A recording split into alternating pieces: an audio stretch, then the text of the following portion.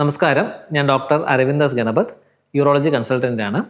ഇന്ന് നമ്മൾ സംസാരിക്കുന്ന വിഷയം യൂറിനറി ഇൻകോണ്ടിനൻസ് ഇൻ ഫീമെയിൽ, അഥവാ സ്ത്രീകളിൽ മൂത്രം അറിയാതെ പോകുന്ന കണ്ടീഷൻ.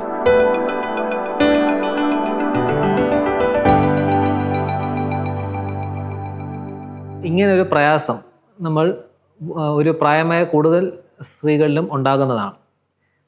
അതിൽ ഏറ്റവും കൂടുതലായിട്ടുണ്ടാകുന്നത് അർജ് യൂറിനറി ഇൻകോണ്ടിനൻസ്, അതായത് മൂത്രം ഒഴിക്കാൻ തോന്നിയാൽ അപ്പം തന്നെ ഒഴിക്കേണ്ടി വരിക. പിന്നെ ഉള്ളത് സ്ട്രെസ് യൂറിനറി ഇൻകോണ്ടിനൻസ്, അതായത് തുമ്മുമ്പോഴും ചുമയ്ക്കുമ്പോഴും മൂത്രം അറിയാതെ പോവുക. ചിലപ്പോൾ ഇത് രണ്ടും കൂടെ കോഎക്സിസ്റ്റ് ചെയ്യാം. അതിന് മിക്സഡ് ഇൻകോണ്ടിനൻസ് എന്ന് പറയും. അപ്പോൾ ഇതിന് എന്തൊക്കെയാണ് ഇതിൻ്റെ കാരണങ്ങൾ? ഇതിൽ അർജൻസി ഇൻകോണ്ടിനൻസ് എന്ന് പറയുമ്പോൾ നമുക്ക് തോന്നിയാൽ അപ്പം തന്നെ മൂത്രം ഒഴിക്കേണ്ടി വരിക, നമുക്ക് പിടിച്ചിർത്താനൊരു പ്രയാസം വരിക, അല്ലെങ്കിൽ ബാത്റൂം എത്തുന്നതിന് മുന്നേ തന്നെ അറിയാതെ 1-2 ഡ്രോപ്പ് യൂറിൻ പോയി പോവുക. ഇത് യൂഷ്വലി മൂത്രസഞ്ചിയുടെ പ്രോബ്ലമാണ്, അതായത് നമ്മുടെ മൂത്രസഞ്ചി അമിതമായിട്ട് കോൺട്രാക്ട് ചെയ്യുന്നതുകൊണ്ടാണ്. രണ്ടാമത്തെ സ്ട്രെസ് യൂറിനറി ഇൻകോണ്ടിനൻസ്, അതായത് നമുക്ക് തുമ്മുമ്പോഴും ചുമയ്ക്കുമ്പോഴും മൂത്രം അറിയാതെ പോകുന്ന കണ്ടീഷൻ. ഇതിനുള്ള കാരണം എസ്പെഷ്യലി പ്രഗ്നൻസിക്കൊക്കെ ശേഷം നമ്മുടെ പെൽവിക് ഫ്ലോർ, അതായത് ഫീമെയിൽസിലെ പെൽവിക് ഫ്ലോർ മസിൽസ് വീക്ക് ആവുന്നതുകൊണ്ടാണ്. അപ്പം മൂത്രം പിടിച്ചു നിർത്താനുള്ള പേശികൾ വീക്കനാവുകയും അതുമൂലം മൂത്രം പിടിച്ചു നിർത്താനുള്ള പ്രയാസവും ഉണ്ടാവും. അപ്പോൾ ഈ പ്രശ്നം ഡെലിവറിക്ക് ശേഷം മാത്രമല്ല, അല്ലാത്തവർക്കും വരാം. അതായത് പെൽവിക് ഫ്ലോർ മസിൽസ് വീക്ക് ആണെങ്കിൽ അല്ലാത്തവർക്കും ഉണ്ടാകാം. ഇത് ആക്ച്വലി ഒരു മോസ്റ്റ്ലി ഒരു അൺട്രീറ്റഡ് ഡിസീസാണ്. കാരണം എന്ന് വെച്ചാൽ ഇത് യൂഷ്വലി ഫീമെയിൽസ് ഇങ്ങനെ ഒരു പ്രശ്നം ഉണ്ടെങ്കിൽ അത് പുറത്ത് പറയാൻ മടിക്കുകയും ട്രീറ്റ്മെൻറ്റ് എടുക്കാൻ മടിക്കുകയും ചെയ്യും. പക്ഷേ ഇതുണ്ടാക്കുന്ന ഇമ്പാക്റ്റ് ഇൻ ദിയർ ലൈഫ് വളരെ വലുതാണ്. കാരണം എന്ന് വെച്ചാൽ ഇപ്പോൾ ഇങ്ങനെ ഒരു മൂത്രം അറിയാതെ പോകുക, അല്ലെങ്കിൽ ഒരു സ്ട്രെസ് ഇൻകോണ്ടിനൻസ്, അതായത് തുമ്മുമ്പോഴും ചുമയ്ക്കുമ്പോഴും മൂത്രം നന്നായിട്ട് അറിയാതെ പോകുന്ന ഒരാൾക്ക് യൂഷ്വലി ഡയപ്പർ ഉപയോഗിക്കേണ്ടി വരികയോ അല്ലെങ്കിൽ ഒരു പുറത്തിറങ്ങാൻ തന്നെ ഒരു കോൺഫിഡൻസ് ഇല്ലാതെ വരികയോ ചെയ്യും. ഇതുമൂലം ഇപ്പോൾ എസ്പെഷ്യലി ജോലിക്ക് പോകുന്ന ഒരാളാണെങ്കിൽ ഭയങ്കര ഒരു കോൺഫിഡൻസ് ഇല്ലായ്മയും, രണ്ടാമത് ഒരു ഹൈജീൻ ഇഷ്യൂസും, സെക്ഷൽ ആക്ടിവിറ്റി വരെ നന്നായിട്ട് ബാധിക്കുന്നൊരു കണ്ടീഷനാണ്. ഇതുമൂലം ഒരു കോൺഫിഡൻസ് ഇല്ലായ്മയും, ഒരു ഉറക്കമില്ലായ്മയും, ഒരു മെൻ്റൽ ഹെൽത്ത് ഇഷ്യൂസ് വരെ ഉണ്ടാകുന്നതാണ്.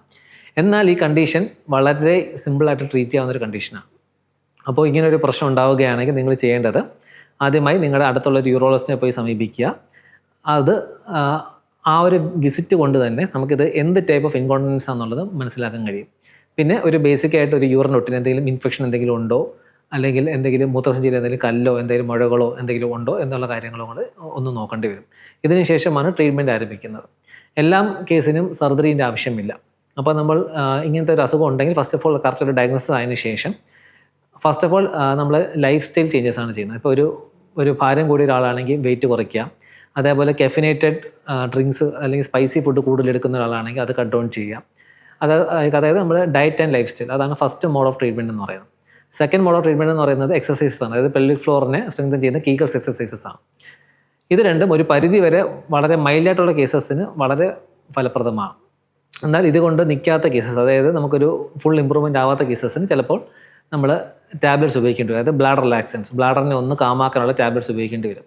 ഇതിലും നിൽക്കാത്ത കേസസിനാണ് നമ്മൾ സർജിക്കൽ ട്രീറ്റ്മെൻറ്റ് പറയുന്നത്. സർജിക്കൽ ട്രീറ്റ്മെൻറ്റ് എന്ന് പറയുമ്പോൾ നമ്മൾ ഉദ്ദേശിക്കുന്ന പോലെ ഇത് വയറ് കയറി ഇതങ്ങ് റിപ്പയർ ചെയ്യുക അങ്ങനത്തെ കണ്ടീഷൻസ് ഒന്നുമല്ല. ഇത് വളരെ ലളിതമായിട്ടുള്ള, യൂഷ്വലി നമ്മൾ ഏറ്റവും കോമൺ ആയിട്ട് ചെയ്യുന്നത് ട്രാൻസ്ഒപ്പറേറ്റർ ടേപ്പിംഗ് എന്ന് പറയും. അതായത് നമ്മുടെ ഒരു വജൈന ഭാഗത്തുകൂടെ ചെയ്യുന്ന ഒരു 20 മിനിറ്റിൽ താഴെ എടുക്കുന്ന ഒരു സിമ്പിൾ പ്രൊസീജിയറാണ്. രോഗിക്ക് അടുത്ത ദിവസം തന്നെ വീട്ടിൽ പോകാനും ഒരു 3-4 ദിവസത്തിൽ തന്നെ ഡേ ടു ഡേ ആക്ടിവിറ്റീസിലോട്ട് തിരിച്ചു പോകാനും സാധിക്കുന്ന വളരെ ലളിതമായൊരു പ്രക്രിയയാണ്. എന്നാൽ വളരെ ഫലപ്രദവുമാണ്. അത് ഒരു ക്വാളിറ്റി ഓഫ് ലൈഫിൽ ഭയങ്കര ഒരു ഇമ്പാക്റ്റ് ഉണ്ടാക്കുന്ന ഒരു പ്രൊസീജിയറുമാണ്.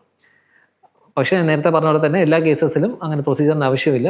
നമുക്കിപ്പോൾ ഒരു മൈൽഡ് ടു മോഡറേറ്റ് കേസസ് നമുക്ക് ഡയറ്റ് ആൻഡ് ലൈഫ് സ്റ്റൈൽ കൊണ്ടോ മെഡിക്കൽ മാനേജ്മെൻറ്റ് കൊണ്ടോ മാനേജ് ചെയ്യുന്ന കേസസാണ്.